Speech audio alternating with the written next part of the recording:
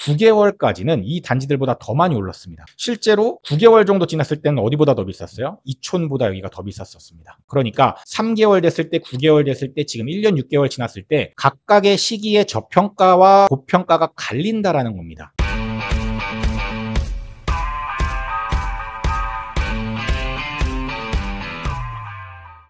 안녕하세요. 시크릿 브라더입니다. 오늘 날짜는 8월 1일 금요일이고요. 지금 어떤 단지가 저평가이고 고평가인지에 대해서 말씀을 드리는 게 오늘 특강의 내용입니다.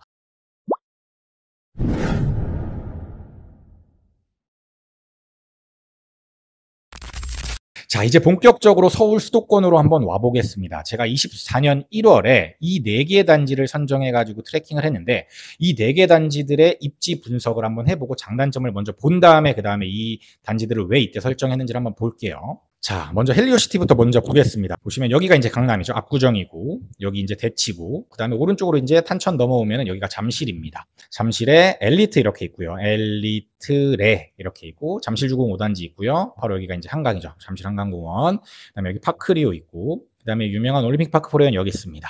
그리고 그 바로 옆에 올선 있죠? 올선이 되면 당연히 올파포보다 비쌀 겁니다. 그리고 안쪽으로 들어오면은 방이동이 있고요. 방이동에 이제 5호선과 3호선이 지나는데 현재는 이제 5급역까지인데 5급역까지 이제 하남시청이 이제 연장되는 그게 이제 발표가 됐죠. 얼마 전에. 그래서 잠실로 보면은 여기 이제 잠실과 비잠실로 이제 구분이 좀 되는데 헬리오시티는 잠실은 아닌 비잠실로 구분되지만 비잠실권에서 거의 대장급이라고 볼 수 있죠. 거의 잠실과 붙어 있고 단지의 규모가 올파포가 들어오기 전에는 대한민국 최대 규모였죠. 9,510세대 2018년식 신축 아파트이고요.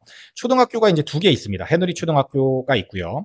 그다음에 초등학교가 가락초등학교가 있죠. 그리고 제가 이제 예전에 가성비 단지로 이제 많이 알려드렸었던 동부 센트레빌이 이렇게 붙어 있고 송파역 바로 옆에 위치해 있습니다. 그리고 바로 옆에는 탄천이 흐르고요. 여기 유수지에서 운동도 할 수 있고요. 그리고 잠실 생활권이기 때문에 여기까지 이제 이렇게 가면은 바로 잠실입니다. 선호도가 굉장히 높은 단지이죠. 그런데 그 당시에 이 단지를 제가 이따가 설명드리겠지만 5구와 84, 메인은 84고 그 다음에 이제 5구인데 그 단지들이 먼저 치고 올라갔을 때 20평형이 치고 올라가지 못했기 때문에 이제 제가 선정을 했었던 겁니다. 사실 뭐 송파라고 하면은 입지 분석을 따로 할 필요는 없죠. 바로 옆에가 이제 강남이고요. 그러니까 뭐 이제 자차로도 출퇴근 가능하고 옆에 이제 8호선 있기 때문에 8호선 타고 이쪽으로 이제 환승해가지고 9호선 타고도 이제 출퇴근할 수 있고 바로 이제 강남권 가깝기 때문에 그리고 밑에 쪽으로 가면 어디가 있죠? 이제 8호선이 판교로 연장되죠. 그래서 판교 쪽으로 출퇴근하는 것도 괜찮고요. 그리고 교통 같은 경우는 송파역 이렇게 있고요. 그다음에 도로교통도 굉장히 좋습니다. 자, 그다음에 여기랑 이제 비교하는 단지가 강남구로 옵니다. 강남구 옆에 바로 보시면 송파 바로 옆에 이 탄천 하나 건너면 강남인데 강남 수서가 있고 수서 옆에 일원동이라는 곳이 있습니다. 이 일원동이 된 게 강남에서 가성비 지역으로 많이 평가받는 지역이에요. 가성비 지역으로 평가받는데 이쪽에 보시면 삼성병원도 있죠. 그러니까 병세권이죠. 병세권이고 광수산 이제 산책하거나 밑에는 바로 대모산이어가지고 공기도 굉장히 좋고 자연환경이 되게 쾌적하고 조용한 동네입니다. 일단 3호선 일원역이 있고요. 3호선 타고 위쪽으로 올라가면 바로 강남이기 때문에 바로 위에가 개포고 대치고 삼성 강남이죠. 그러니까 일자리 접근성이 뭐 엄청나게 좋은 거죠. 엄청나게 좋은 거고 뭐 도로교통도 마찬가지고요. 근데 여기는 일자리 교통만 좋은 게 아닙니다. 여기에 모든 상가가 다 몰려 있습니다. 그래서 여기 상가를 다 이용하시면 되고 그다음에 이쪽이 이제 다 재건축 이제 될 수 있는 단지들. 용적률이 굉장히 낮거든요. 하지만 이제 푸른마을 같은 경우는 용적률이 낮은 단지는 아닙니다. 여기가 이제 저층 재건축이 있고 중층 재건축이 있는데 푸른마을 같은 경우는 중층 재건축으로 분류가 됩니다. 그렇지만 바로 이런 역에 붙어 있고 굉장히 거래량이 많은 선호도가 높은 단지입니다. 그래서 헬리오시티와 많이 비교하는 게 이 푸른마을입니다. 그래서 이 푸른마을 24평형과 헬리오시티 22평형을 제가 비교평가로 붙여봤습니다. 자, 다음은 밑으로 조금 더 내려오면 가격이 어디가 붙었었냐면 실제로 분당이 굉장히 많이 올랐었습니다. 왜냐하면 이 분당에 판교가 바로 옆에 붙어 있죠. 그러면서 GTX-A 성남역이 개통을 했습니다. 그런데 아직 삼성역을 지나가진 않지만 삼성역까지 지나가게 되면은 수서역, 삼성역 두 정거장이면 삼성역을 갈 수 있습니다. 그러니까 여기서 지하철 타면 GTX로 2정거장이면 삼성역이 도착이 가능한 거예요. 그러니까 지금도 물론 경강선도 있고 그다음에 8호선도 이제 연장된다고 하고 신분당선도 있습니다. 물론 걸어가기가 가깝지는 않지만 어쨌든 신분당선 타고 강남 가는 게 그렇게 나쁘진 않았는데 이 성남역이 생기고 이제 28년도, 27년도, 28년도 정도에 이제 삼성역이 개통하죠. 그러면은 훨씬 더 강남 접근성이 좋아지는 거죠. 그리고 앞으로 삼성에는 GBC 호재가 있기 때문에 이 삼성역 지나가는 것만으로도 굉장히 큰 호재가 될 겁니다. 그것 때문에 이제 굉장히 가격이 많이 올랐고, 그러니까 여기가 이제 분당이고 이 건너편이 바로 판교인데 여기를 위에를 덮으면서 여기를 공원화합니다. 지상을. 그러면서 지상으로 이렇게 바로 넘어서 도보로 판교에 출퇴근이 가능한 상황이 됐기 때문에 지금 이쪽에 가치가 굉장히 높아졌어요. 그래서 사실 분당의 메인이라고 하면은 이제 뭐 서현, 순회, 그다음에 정자 이쪽이 메인인데 이쪽 임해동 쪽도 굉장히 선호도가 높은 거죠. 그래서 한때는 이쪽이 굉장히 오버슈팅이 됐었고 실제로 제가 시세 트래킹을 할 때 때가 조금 오버슈팅된 그때 시기였습니다. 그래서 이때 가격이 풍림 5단지가 가격이 거의 비슷했었고 실제 학군을 좀 보면은 매송중학교 있고요. 임해고등학교도 괜찮고요. 초등학교는 위에 매송초등학교로 보냅니다. 그래서 학군도 괜찮고 GTX 호재도 있고 경강선 호재도 있는 굉장히 좋은 단지이기 때문에 이 단지를 비교평가로 붙여봤습니다. 마지막은 용산으로 한번 가봐야죠. 또 헬리오시티랑 비교할 수 있을 만한 입지 중에 하나가 용산입니다. 용산은 이쪽이 바로 건너면 동작대교 하나 건너오면 바로 반포죠. 그리고 뭐 반포대교 건너도 이렇게 보면 바로 반포고요. 그래서 용산에서 이렇게 바로 건너면 반포. 앞에는 바로 한강이 있고 뒤에는 용산공원과 남산이 위치하고 있습니다. 남산이 있죠. 그래서 전형적인 배산 임수의 지리, 풍수지리적으로 굉장히 좋은 지역이 용산이라고 제가 특강에서도 말씀드렸고 월부 강의에서도 많이 말씀을 드렸습니다. 이촌로를 중심으로 여기가 이제 뒤쪽이 이제 리모델링 단지들, 앞쪽이 재건축 단지들인데 앞으로 이제 뭐 첼리투스 1대1 재건축한 굉장히 유명한 단지죠. 그리고 앞으로 이제 신동아 아파트도 재건축이 될 거고 앞으로 용산의 대장이 될 한강 맨션이 이렇게 있습니다. 그리고 뒤쪽은 이미 한번 리모델링을 한번 재건축이 돼서 이제 또 이제 리모델링을 추진하고 있는 코롱, 강촌, 그다음에 한가람 이런 아파트들이 있고 이 뒷단지, 앞단지와 뒷단지라고 구분하는데 이 뒷단지들은 역이 가깝다라는 장점, 학교 초중을 품고 있다라는 장점, 그다음에 뒤쪽에 용산공원을 가깝게 갈 수 있다라는 장점이 있고 앞단지들은 한강 뷰가 잘 나온다는 거, 그다음에 한강공원이 바로 앞에 있다라는 장점이 있습니다. 여기가 이제 뭐 자체 일자리가 있는 건 아니지만 여기가 어디죠? 바로 용산국제업무지구죠. 바로 이제 다이렉트로 수혜를 받을 수 있는 지역이 바로 이촌동이기 때문에 많은 분들이 주목하고 있고 현재 시세도 굉장히 비쌉니다. 그래서 이 안에 속해 있는 단지 중에 실제 이촌코롱이라는 단지를 제가 비교 평가로 붙인 겁니다. 그래서 이 단지들이 충분히 비교할 수 있는, 그러니까 송파, 강남, 용산, 분당이 맞먹는 입지가 된 겁니다. 판교 분당이.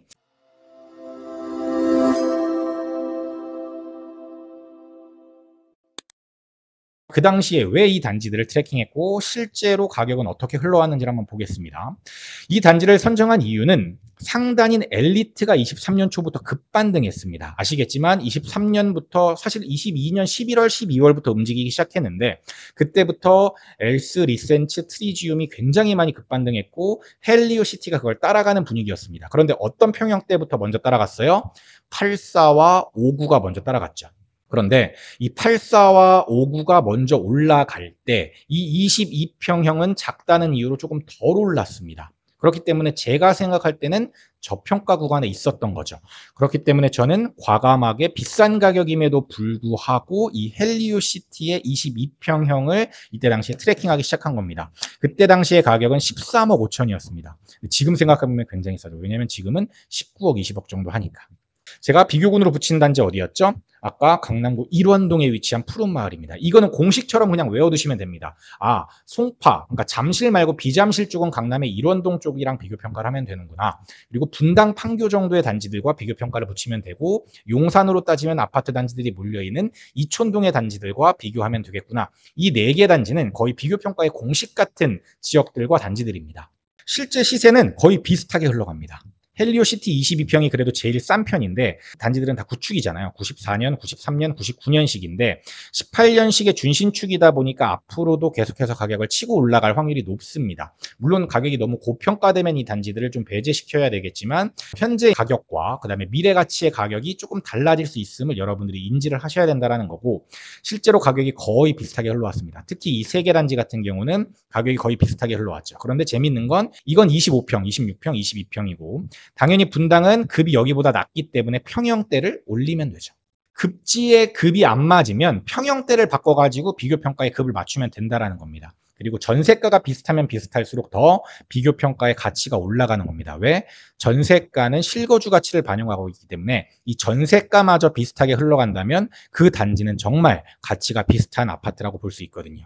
이렇게 비슷하게 흘러갔던 단지들이 실제로 14억, 15억 6천, 16억, 19억까지 이렇게 올랐습니다. 정말 급격하게 올랐어요. 다른 단지들도 다 마찬가지입니다. 그런데 재밌는 건 제가 예시로도 보여드렸지만 실제로 지금 아름마을 5단지 풍림이 이때 당시에 24년 1월에는 헬리오나 푸른마을보다 더 비쌌습니다. 매수를 하려고 그러면 투자금도 더 많이 들어갔고요. 여긴 6억 2천 들어가고 7억 들어갔는데 여긴 7억 4천 들어갔고요.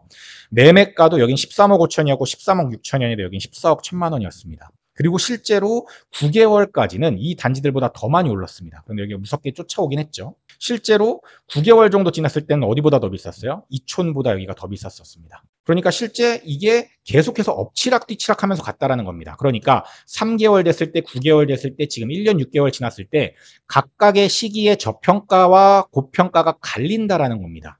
그 시기에는 이게 저평가였는데 A단지가 저평가였는데 지금은 B단지가 저평가야. 이런 식으로 다 바뀐다라는 겁니다. 그래서 이게 되게 재밌고 여러분들이 꼭 하셔야 되는 거예요. 아, 이게 시기별로 이렇게 다니는구나. 보시면 현재 시점에서는 가장 저평가된 단지는 아름마을 5단지 풍림입니다. 왜? 현재 시세가 17억입니다. 그런데 이 단지들은 어디에 있다 그랬죠? 19억에서 20억에 있어요. 그런데 현재 이촌 코오롱의 26평형이 어디까지 올라갔냐면 25억까지 호가가 올라갔습니다. 그러면 여러분들께서 이 생각을 하셔야죠. 아, 이촌 코오롱 좋은 거 맞지.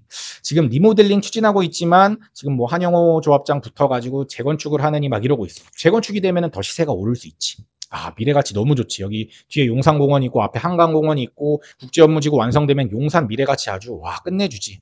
한남 뉴타운까지 개발되면 완전 반사이익까지 장난 아니지. 이것만 생각해서 지금 25억에 잡는 게 맞는 선택일까요? 전 아니라고 생각합니다. 왜? 이렇게 비교군이 나와 있으니까. 이렇게 모의 투자를 실제로 해보니까 알잖아요. 해당 시기들의 저평가와 고평가가 나뉜다. 그러면 이때 9개월이 지났을 때 이때 16억 5천 주고 아름마을 풍림 5단지 사면 됐었나요? 안 됐었나요? 안 됐죠. 지금 이때 5천 올랐어요. 이때보다. 근데 지금 이때보다 거의 3억 가까이 올랐어요. 그래서 선택이 되게 중요한 겁니다. 그런데 내가 실제로 이 단지들을 다 내 돈 주고 투자할 수 있어요? 못 하잖아요. 그러니까 모의 투자를 하는 거라고요. 이거를 내가 실제로 이렇게 해보면 아 그래 이 당시에 이게 고평가가 됐었구나. 지금 이게 저평가구나. 그런데 지금 실제 이게 저평가인지 아닌지는 1년 6개월이 아니라 1년 9개월, 2년 6개월이 지나봤을 때 그게 나오는 거죠. 내가 2년 6개월 정도 지난 시점에서 만약에 시세가 거의 비슷하게 맞춰졌거나 혹은 이 단지가 더 비싸지고 다른 단지가 싸졌거나 이러면 아 그때 내가 생각한 게 맞았네. 그럼 내가 다음에 실제 의사결정할 때 이런 것들을 내 머릿속에 있으니까 이걸 반영해가지고 실제 의사결정을 하면 되겠다. 이게 모의 투자의 목적인 겁니다. 여러분들이 모의 투자를 해야 하는 이유. 시크릿 브라더 채널을 구독, 좋아요, 알림 설정 부탁드려요.